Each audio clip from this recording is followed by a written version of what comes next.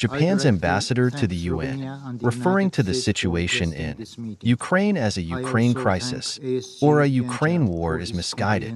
Ukraine is defending itself against Russia's aggression, which violates the UN Charter. More details in video. Subscribe. Leaders reaffirmed a firm commitment to and strong unity in supporting Ukraine and renewed condemnation of Russia's aggression against Ukraine, which is a blatant violation of the UN Charter. Last week, President Zelensky announced a victory plan that is a concrete process to immediately achieve a just and lasting peace in Ukraine. Japan, together with Ukraine and the international community, will continue its diplomatic efforts to realize such a peace in accordance with the UN Charter. Madam President, we are aware of calls for peace talks and a ceasefire.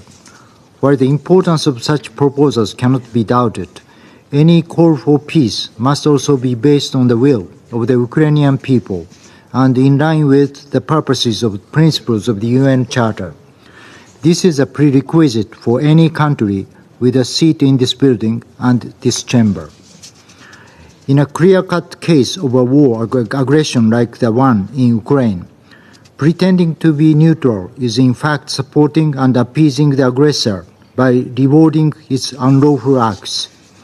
Under the principle of the rule of law, we should never condone any violation of international law, especially the UN Charter. In this vein, such references to the situation in Ukraine as a Ukrainian crisis or Ukrainian war is malicious or misguided at its best.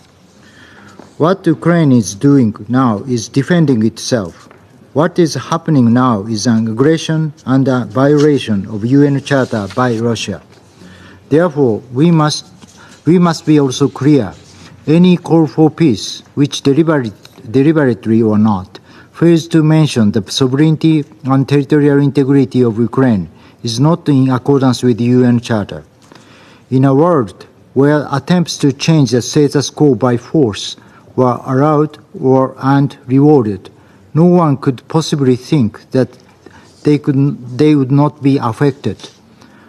Madam President, Japan has grave concern over deepening Russia-North Korea military cooperation, as it considerably supports Russia's capability in the battlefield, as exemplified by Russia's procurement of ballistic missiles from North Korea to use against Ukraine in blatant violation of Security Council resolutions, which Russia has agreed to, as well as the mobilization of North Korea soldiers for the dispatch to the battlefield, as the government of Ukraine and ROK have recently revealed. Advancement in Russia-North Korean military cooperation is extremely alarming, as it leads to further deterioration in the situation in Ukraine, and is assumed that North Korea gains more in return. Furthermore, we are deeply concerned about Iran's transfer of Iranian ballistic missiles to Russia. Any act of supporting Russia's violation of the UN Charter is unacceptable. The aggressor must withdraw immediately and unconditionally. This is the only way to restore peace based on the UN Charter. This is what the overwhelming majority of the UN General Assembly has been calling for. Madam President, Ukrainians will soon face another winter as they fight against Russia's aggression. The attacks on civilian objects are another violation of international humanitarian law.